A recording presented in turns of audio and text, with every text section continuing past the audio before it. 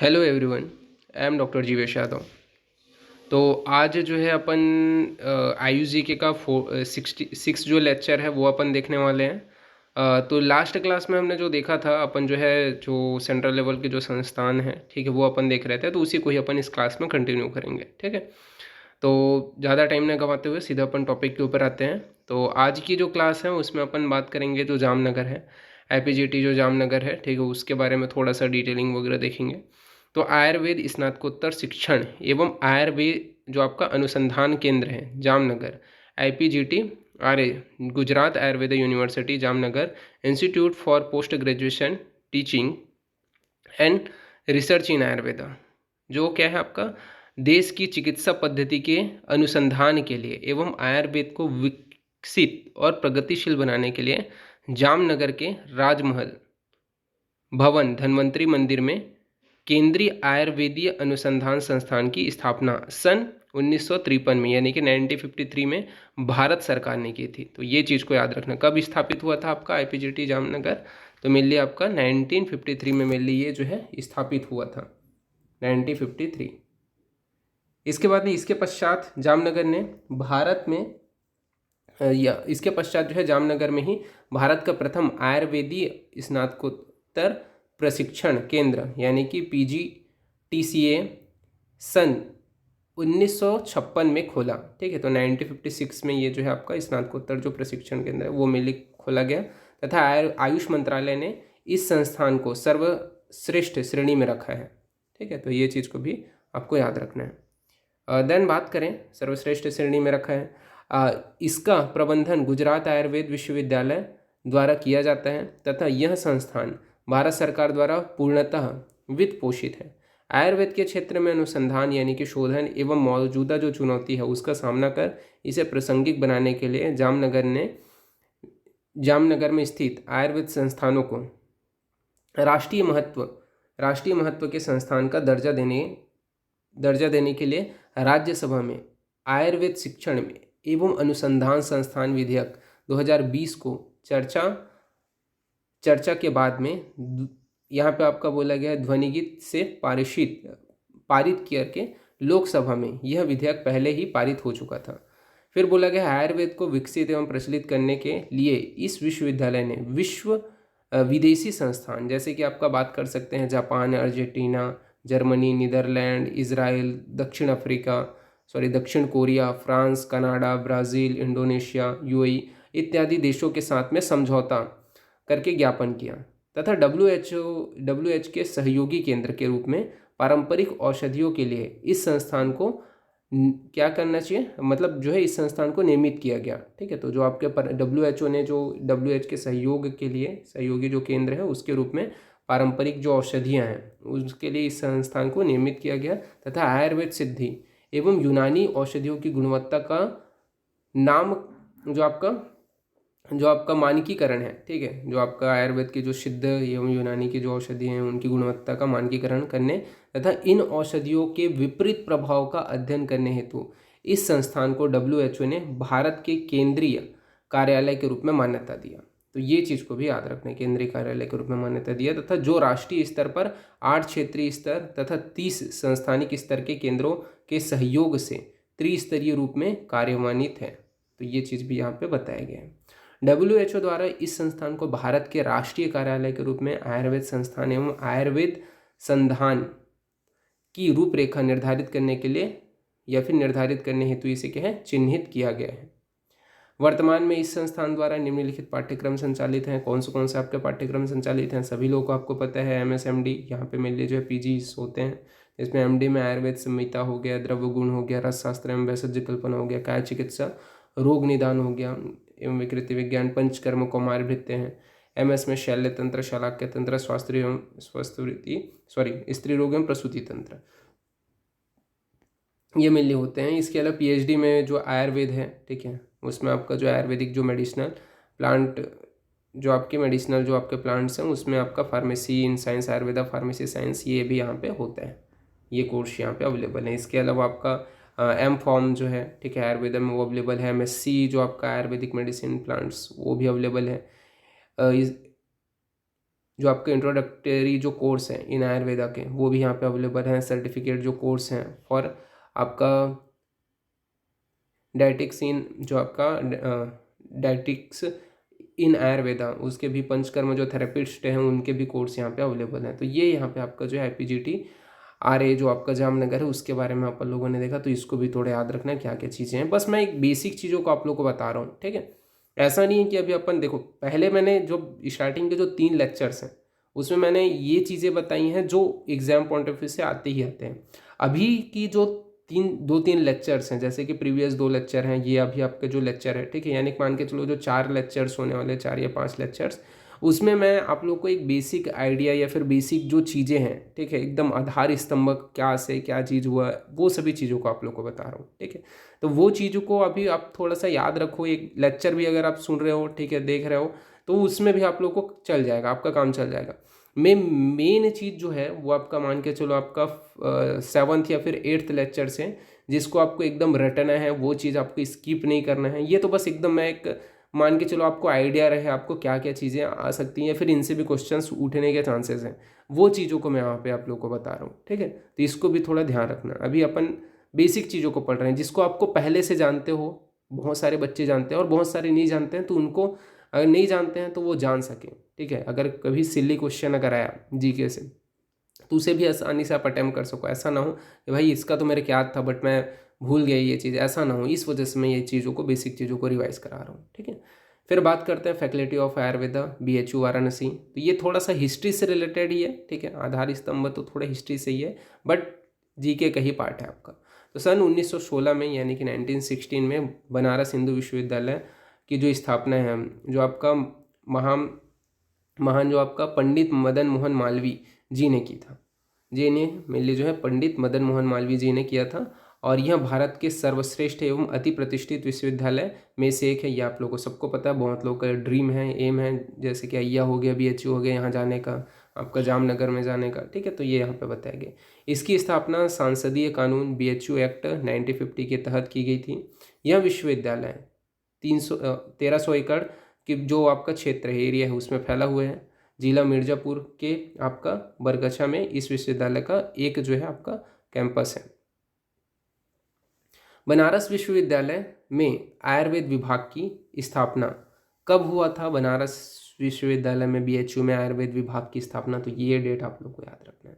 कौन सा वो डेट है? तो ये है आपका, ठीक है, 1927 में 1927 में मिलकर आपका स्थापित हुआ था, तथा आयुर्वेद के स्नातकोत्तर प्रशिक्षण एवं अनुसंधान संस्थान की स्थापना सन 1963 में हुई थी, ठीक है। तो स्नातकोत्तर यानी कि जो MSMD है, ठीक है, उससे रिलेटेड जो रिसर्च वाले जो आपके कोर्सेज हैं वो आपके BHU में कब स्टार्ट हुए? तो 1963 में जो है मेनली स्टार्ट हुए थे।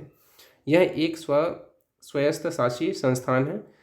भारत के महामहिम राष्ट्रपति जी ने इसके जो है कुलाध्यक्ष थे। आवासीय विश्वविद्यालय के रूप में इस संस्थान को सर्वोच्च स्थान दिया गया, तथा आयुर्वेद को आधुनिक चिकित्सा एवं विज्ञान के साथ में तालमेल बैठा करके इस विज्ञान ने सतत आगे लाने का प्रयास किया है। देश और विदेश के जो अनेक छात्र छात्राएं हैं यहाँ अध्ययन करने आते हैं, आप लोगों को पता है, BHU में पढ़ने आते हैं, और यहाँ से अनेकों शोध पत्र एवं पत्रिकाएं प्रकाशित किया जा चुका है, ठीक है। यहाँ से अनेक प्रकार के शोध पत्र एवं पत्रिकाएं प्रकाशित किया जा चुके हैं। वर्तमान में आयुर्वेद संकाय में निम्नलिखित पाठ्यक्रम है, ठीक है। तो वो कौन से पाठ्यक्रम है आप लोगों को पता है, बट मैं यहाँ पे इस PDF का पासवर्ड आप लोगों को बता रहा हूँ कि जब MD MS स्टार्ट हुआ था, ठीक है, स्नातकोत्तर जो पाठ्यक्रम है वो स्टार्ट हुआ था, तो उसका जो डेट है 1963 है, और यही इस PDF का पासवर्ड रहेगा, ठीक है। सारे PDF में पासवर्ड डाल रहा हूँ क्योंकि आप लोगों को भी पता है, ठीक है, जो कई बच्चे होते हैं जो स्टडी करने के बजाय जो PDF है उसका मिसयूज़ करते हैं, ठीक है, इधर उधर सेलिंग वगैरह करने की कोशिश करते हैं, जबकि ये पूरा फ्री ऑफ कॉस्ट है, ठीक है। तो इसी वजह से मैं सारे जो PDFs हैं उनमें पासवर्ड जो है प्रोटेक्ट करके डालता हूँ, ठीक है। तो ताकि जो बच्चे वाकई में जिन लोग पढ़ने वाले हैं, जिन लोग उन्हीं तक ही ये पहुँचे, ठीक है। तो इसका जो पासवर्ड है वो 1963 ये मेनली पासवर्ड रहेगा, ये याद रखना, ठीक है। जब आपका क्या है BHU में मेनली स्नातकोत्तर प्रशिक्षण एवं अनुसंधान संस्थान की स्थापना हुई थी। फिर बात करते हैं आगे, वर्तमान में जो है आपका कौन से हैं, तो आपका BMS में स्नातक है, MSMD ये तो आप लोग को पता ही है। तो वहाँ पे आपका बताया गया है कि एमडी द्रव्य गुण कुमारभित्त काय चिकित्सा क्रिया शरीर इसके अलावा मेडिसिनल जो केमिस्ट हैं, ठीक है, रचना शरीर हो गया, रसशास्त्र, भेषज कल्पना, मानस रोग हो गया, संहिता संस्कृत हो गया, सिद्धांत दर्शन हो गया, स्वास्थ्य एवं योगा विकृति विज्ञान, ठीक है। तो ये सभी चीज़ें में है आपका एमडी। इसके अलावा में इसमें प्रसूति एवं स्त्री रोग, शल्य तंत्र, शलाक्य तंत्र, संज्ञाहरण, ठीक है, ये यहाँ पे बताया गया। पीएचडी जो डॉक्टरेट है वहाँ कौन से हैं, तो अदक तंत्र में हो, है द्रव्य गुण में है, कुमारभित्त, बाल रोग, काय चिकित्सा, क्रिया शरीर, मेडिसिनल केमिस्ट्री। इसके अलावा प्रसूति तंत्र, रचना शरीर, रसशास्त्र, भेषज कल्पना, संहिता संस्कृत, संज्ञाहरण, शलाक्य तंत्र, शल्य तंत्र, सिद्धांत दर्शन, स्वास्थ्य एवं योगा एवं विकृति विज्ञान, ये मिलने आपके पीएचडी के कोर्स हैं। इसके अलावा पीजी में डिप्लोमा में कौन से हैं, तो पंचकर्म, आयुर्वेद, औषधि, मानकीकरण, मातृ स्वास्थ्य का देखभाल। इसके अलावा न्यूनेटल एंड चाइल्ड केयर, क्षार कर्म, विकिरण एवं छाया, आयुर्वेद जो आपका फार्मास्यूटिक्स जो है, ठीक है, संज्ञाहरण हो गया, अग्निकर्म हो गया, जलौकाचरण, तथा आयुर्वेद, नर्सिंग एवं फार्मेसी, ये मिले आपके पीजी डिप्लोमा कोर्स भी अवेलेबल है आपके बीएचयू में, ठीक है। जो आपका सर्टिफिकेट जो कोर्स है उसमें प्रसव विज्ञान एवं योगा में मेनली सर्टिफिकेट जो कोर्स हैं वो भी अवेलेबल है, तो ये चीज़ को आपको याद रखना है। देन नेक्स्ट जो आपका आज का जो लास्ट टॉपिक है, ठीक है, उसके ऊपर अपन आते हैं, वह आपका राष्ट्रीय आयुर्वेद जो आपका आयुर्वेद विद्यापीठ नई दिल्ली, ठीक है। तो इसके बारे में बहुत बच्चे जानते हैं और बहुत बच्चे नहीं जानते हैं, ठीक है। तो ये बहुत, देखो, अगर आप जानते हो तो अच्छी बात है, नहीं जानते हो तो उनके लिए बहुत अच्छी बात है, ठीक है। मतलब ये बोल रहा हूँ कि ये चीज़ अगर नहीं जानते हो तो मैं अभी डिटेलिंग बताने वाला हूँ, ठीक है। ये कोर्स अगर आप एमडी एमएस नहीं कर पा रहे हो तो उस कंडीशन में ये कोर्स भी आप कर सकते हो, ये भी बहुत अच्छा कोर्स है, ठीक है। आजकल बहुत ज़्यादा जो है आपका रिक्वायरमेंट है, तो देखते हैं क्या है आपका। तो राष्ट्रीय आयुर्वेद विद्यापीठ, मतलब ये जो कोर्स कराता है, ठीक है, राष्ट्रीय आयुर्वेदिक जो आपका विद्यापीठ है वो कौन सा कोर्स कराता है, आप लोग सुने भी होंगे नाम, ठीक है, क्या है वो सब चीज़ पढ़ेंगे। तो आयुर्वेद जो राष्ट्रीय आयुर्वेदिक विद्यापीठ है भारत सरकार द्वारा पूर्ण रूप से वित्त पोषित एवं स्वशासित संस्थान है, ठीक है, ये यहाँ पे बताया गया है। इसकी जो स्थापना है कब हुई थी, स्थापना जो हुई थी, याद रखना, आपका राष्ट्रीय आयुर्वेदिक जो विद्यापीठ है वो आयुष मंत्रालय के द्वारा 11 फरवरी 1988 में, यानी कि 11 फरवरी 1988 में ये मेनली जो है स्थापित किया गया। यह सोसाइटी का जो पंजीकरण एक्ट 8060 यानी कि 1860 के अंतर्गत पंजीकृत है। तो यह क्या है, किसके अंतर्गत पंजीकृत है, ये भी आप लोग को थोड़ा याद रखना पड़ेगा, ठीक है। देन अपन आगे बढ़े। तो आयुर्वेद चिकित्सा एवं शिक्षा के गिरते स्तर को, इसका मेनली उद्देश्य क्या है, वो चीज़ को यहाँ पे अपन देख रहे हैं। तो आयुर्वेद जो आपका शिक्षा है, ठीक है, एवं चिकित्सा, उसके गिरते स्तर को बढ़ाने के लिए तथा आयुर्वेद ज्ञान को परंपरा में रखने के लिए आयुर्वेद के प्रचार एवं प्रसार के लिए इस संस्थान का गठन किया गया। यह संस्थान परंपरागत रूप से कार्यरत प्रख्यात वैद्य तथा संस्थागत रूप से ज्ञान प्राप्त विद्वानों अथवा विशेषज्ञ, जो आपके विशेष जो चिकित्सक होते हैं उनको गुरु के रूप में नियुक्त करके चयनित जो स्नातक छात्र हैं उनके सानिध्य में क्या है, उसको क्या है, गुरु शिष्य परंपरा की पद्धति से आयुर्वेद का ज्ञानोपर्जन यानी कि ज्ञान दिया गया, जैसे चिकित्सकीय अनुभव जो है प्राप्त करवाती है। यह जो संस्था ने क्या कर रहा है, कोई भी आपके स्नातक जो हैं, ठीक है, बीएमएस जो कर चुके हैं, उन छात्रों को जो गुरु हैं उनके सानिध्य में रख करके परंपरागत तरीके से जो आयुर्वेद के जो ज्ञान है उसको प्राप्त कराते हैं तथा जो सर्टिफिकेट है, चिकित्सकीय अनुभव प्रमाण पत्र है, वो भी प्राप्त करवाती है। संस्था द्वारा नियमित एक पाठ्यक्रम निर्धारित किया गया है। संस्था के द्वारा, ये जो है आपकी संस्था, उसके द्वारा एक नियमित पाठ्यक्रम निर्धारित किए गए हैं जिसकी समाप्ति पर प्रमाण पत्र प्रदान किया जाता है तथा प्रशिक्षण के समय छात्रों को मनोदय के रूप में छात्रवृत्ति भी दी जाती है, ठीक है, ये यहाँ पे बताया गया। इसका उद्देश्य के विषय में बात करते हैं, क्या मेनली इसका उद्देश्य है, तो उद्देश्य में बोला गया है आयुर्वेद के ज्ञान को बढ़ावा देने के लिए यह संस्थान आयुर्वेद से संबंधित कार्यशालाओं, इसके अलावा संगोष्ठियों का आयोजन करते हैं। आयुर्वेद संहिता का आपका बोला गया है कि प्रकाशन करना, छात्रवृत्ति अनुसंधान, मनोदय या अनुदान की व्यवस्था करना, आयुर्वेद के स्तरों को ऊंचा उठाने के लिए व्यावसायिक संस्थाओं तथा समितियों, महाविद्यालयों एवं विश्वविद्यालयों से संपर्क में रहना, इसके अलावा पुरस्कार, दीक्षांत समारोह का आयोजन करना तथा आयुष का जो आपका CME प्रोग्राम है उसकी निगरानी करना, अपने उद्देश्य को आगे बढ़ाने के लिए यह जो पीठ है वो 2 पाठ्यक्रम संचालित करता है। कौन से वो 2 पाठ्यक्रम है? तो एक जो है आपका प्रमाण पत्र पाठ्यक्रम है, ठीक है, जो आपका CRB के नाम से अपन जानते हो, गर्व के नाम से आप लोग जानते हो, बहुत सारे बच्चे जानते हैं। तो इस पाठ्यक्रम को आप कर सकते हो, ठीक है। यह जो होता है चिकित्सा गुरु शिष्य परंपरा है। इस पाठ्यक्रम की जो अवधि है वो 1 वर्ष होती है तथा जो पात्रता है वो BAMS की जो उपाधि है वो होती है, ठीक है। मतलब जो BAMS की है वो ये पाठ्यक्रम कर सकते हैं। सदस्यता पाठ्यक्रम, जिसे अपन क्या बोलते हैं, आचार्य गुरु शिष्य परंपरा पाठ्यक्रम की जो अवधि है वो 2 वर्ष है। योग्यता क्या है? जो आपका MS या MD है, ठीक है, वो आपका ये जो है गुरु शिष्य परंपरा पाठ्यक्रम की जो है मेनली जो अवधि 2 वर्ष है, उसकी योग्यता MS MD बताया गया है, ठीक है। जो PG कर चुके हैं वो कर सकते हैं। पता के विषय में यहाँ पे आपको बताया गया है कहाँ पे आपका जो राष्ट्रीय आयुर्वेद जो पीठ है, ठीक है, वो कहाँ पे स्थित है। जो राष्ट्रीय आयुर्वेद विद्या जो पीठ है कहाँ पे स्थित है, तो यहाँ पे आपका पता भी बताया गया कि धन्वंतरी भवन, मार्ग संख्या 66, पंजाबी बाग, नई दिल्ली, ठीक है। फिर उसके बाद में आपका अगला जो टॉपिक है वो है ड्रग एंड कॉस्मेटिक एक्ट। देखो, ड्रग एंड कॉस्मेटिक एक्ट बहुत सारे बच्चे पढ़ चुके हैं, ठीक है, बट यहाँ पे अपन सिर्फ थोड़े चीज़ों के बारे में बात करेंगे जो अभी एक हिसाब से जुड़ी हुई हैं, कुछ कुछ चीज़ें जो जुड़ी उनके बारे में। तो भारत के औषधि एवं प्रसाधन सामग्री अधिनियम भी बोला जाता है इसे आयुर्वेद में, मतलब जो हिंदी में सन 1940 में भारत का औषधि एवं प्रसाधन सामग्री अधिनियम लागू हुआ, यानी कि आपका ड्रग एंड कॉस्मेटिक एक्ट 1940 में मिलली लागू हुआ। इसके अनुसार कोई भी व्यक्ति या फार्मा राज्य सरकार द्वारा जारी उपयुक्त लाइसेंस के बिना औषधि का जो आपका बिक्री विवरण या भंडारण नहीं कर सकता। मतलब लाइसेंस के बिना कोई भी जो है औषधि जो है उसका विक्रय बेच नहीं सकता और उसका क्या है स्टोरेज भी नहीं कर सकता। अधिनियम का मुख्य उद्देश्य उपभोक्ताओं की सुरक्षित, प्रभावी एवं मानक स्तर की औषधि और सौंदर्य प्रसाधन सामग्री आदि उचित मूल्य पर उपलब्ध कराने हैं। सन 1964 में यानी कि 1964 में आयुर्वेद यूनानी सिद्धि से संबंधित महत्वपूर्ण संशोधन हुए तथा औषधियों और सौंदर्य प्रसाधन का विक्रय व आयात एवं सवीर्यता अवधि और उनकी क्या है गुणवत्ता हेतु औषधियों के नाम, जो नाम है वो क्या है, जो जिस पात्र में उसे रख रहे हैं उस पात्र में मतलब नाम को इंकित करना है घटक द्रव्य का, तथा योग मुद्रिका करना अनिवार्य कर दिया गया। नया लाइसेंस नवीनीकरण और उनकी गुणवत्ता उत्पादन नियंत्रण आदि के लिए दिशा निर्देश का प्रावधान किया गया। सन 1982 में यानी कि 1982 में फिर से उसमें संशोधन हुआ जिसमें गलत जो दवा बनाने वाले के जो आपके गलत तरीके से जो दवा बना रहे हैं, ऐसे जो व्यक्ति होते हैं या फार्मास्यूटिकल जो होते हैं, कंपनियां होते हैं जो गलत तरीके से दवा बना रहे हैं, उनको 6 वर्ष तक की सजा का प्रावधान दिया गया तथा 7 मार्च 2003 को बिक्री के लिए औषधियों को बनाने के लिए कंपनियों को GMP अनिवार्य कर दिया गया। तो ये चीज़ याद रखना, कब से जो है GMP अनिवार्य किया गया, कब से? 7 मार्च 2003 से।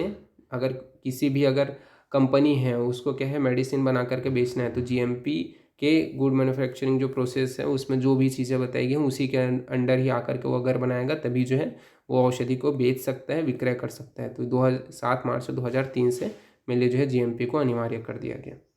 इस नियम का पालन करने वालों को लाइसेंस दिया गया और जो नहीं पालन किया उनको लाइसेंस जो है निरस्त कर दिया गया, रद्द कर दिया गया। यानी कि आयुर्वेद के बारे में बात करें तो आयुर्वेद के राष्ट्रीय एवं अंतर्राष्ट्रीय पत्र पत्रिकाओं के विषय में भी बात कर लेते हैं। कौन से आयुर्वेद के राष्ट्रीय एवं अंतर्राष्ट्रीय पत्र पत्रिकाएं हैं, तो यहाँ पर बोला गया है कि आयुर्वेद के विकास एवं प्रचार प्रसार में पत्र पत्रिकाओं का विशेष सहयोग है। आप लोगों को पता है क्योंकि विद्वान और विशेषज्ञ पठन एवं पाठन संबंधित अनेक स्थापित विषयों के साथ साथ विवादित विषयों पर भी समीक्षात्मक प्रस्तुति करते थे। इसके अतिरिक्त अपने चिकित्सकीय अनुभव तथा नवीन अनुसंधान संबंधित लेख भी पत्रिकाओं के माध्यम द्वारा सर्वसुलभ हो पाता है। पत्र एवं पत्रिकाओं का प्रकाशन हिंदी के साथ साथ देश एवं विदेश की अनेक भाषाओं में किया गया। सबसे पहले अगर बात करें तो सन आपका 1901 में पंडित नारायण शर्मा वैद्य द्वारा मासिक पत्र आरोग्य सुधा निधि, तो याद रखना कौन सा, पंडित नारायण शर्मा वैद्य द्वारा जो आपका मासिक पत्र है आरोग्य सुधा निधि, ठीक है, तो ये चीज को याद रखना, आरोग्य सुधा निधि, ठीक है, ये जो है आपका मेनली प्रकाशित किया गया था। ठीक है, जो क्या है कहाँ से प्रकाशित हुआ था, तो मेनली कलकत्ता से आपका प्रकाशित हुआ था।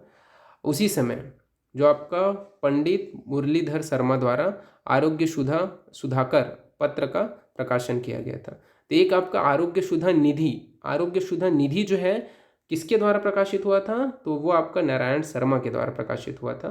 और आरोग्य जो सुधाकर है वो किसके द्वारा प्रकाशित हुआ था, तो वो जो है आपका मुरलीधर शर्मा के द्वारा जो है प्रकाशित हुआ था। तो ये चीज़ को थोड़ा याद रखना, ठीक है। देन आगे बढ़े तो आगे आपका बोला गया है यहाँ पे कि सन 1905 में शंकर दाजी शास्त्री जो पांडे हैं उन्होंने क्या है, ये थोड़ा सुधार लेना, पांडे जी हैं, ठीक है, पढ़े नहीं है वो, पांडे जी हैं। उन्होंने क्या है सदवैद्य कौस्तुभ पत्र का हिंदी में जो है उन्होंने क्या है सदवैद्य कौस्तुभ नाम का जो पत्र है उसे हिंदी में निकाला, जो 1909 में उनकी मृत्यु के बाद बंद हो गया था। फिर आपका 1907 में जो आपके पंडित वैद्यनाथ शर्मा जी थे उन्होंने राजवैद्य ने सुधा निधि नाम की मासिक पत्रिका का प्रकाशन प्रयागराज से किया, प्रयाग से मेनली जो है प्रारंभ किया, जो कुछ ही अंक जो है बाद में बंद हो गया। तो ये यहाँ पे इतना ही याद रखना था। पुनः इसकी नाम से तो क्या है, इसके नाम से पुनः जो है वो वाला जो पार्ट है उसको मैं नेक्स्ट आपके लेक्चर में बताऊंगा, ठीक है। ये वाले इतने ही पॉइंट को आपको याद रखना है, ठीक है। कि क्या क्या है, कौन से जो है आपके प्रकाशन जो है स्टार्ट हुए थे, ठीक है। यानी कि जो 95 से आपका शंकर दादाजी शास्त्री पांडे जी ने उन्होंने क्या है सदवैद्य कौस्तुभ पत्र जो है हिंदी में निकाला और 1909 में उनकी मृत्यु के बाद में यह बंद हो गया। तो ये कुछ पत्र पत्रिकाएं हैं, उनके बारे में भी आप लोग को थोड़ा सा याद रखना है। बेसिकली वैसे तो आयुष जी के से ये टॉपिक नहीं है, ये ऐसा बोल सकते हो, थोड़ा सा ये जो है हिस्ट्री से है, बट देखो आधार स्तंभ में पढ़ा रहा हूँ अभी मैं बात आयुष जी के का, ठीक है। तो उस हिसाब से ये टॉपिक भी थोड़ा आप लोग को याद रखना है, ठीक है, क्योंकि पीजी का ही आपका टॉपिक है एग्जाम के लिए, तो वो चीज़ को आपको याद रखना है। तो फिर आज की जो लेक्चर है यहीं पे अपन एंड करते हैं। नेक्स्ट लेक्चर में ये जो मासिक पत्र है वो मैं पूरा कंप्लीट कर दूंगा। साथ ही साथ थोड़ा हम लोग WHO के बारे में देखेंगे। ये WHO वैसे आप लोग को पता है WHO के बारे में पूरा, बट फिर भी उससे आयुर्वेद से रिलेटेड कौन से चीज़ें हैं जो जुड़ी हुई हैं उनके बारे में मैं बेसिकली फोकस करके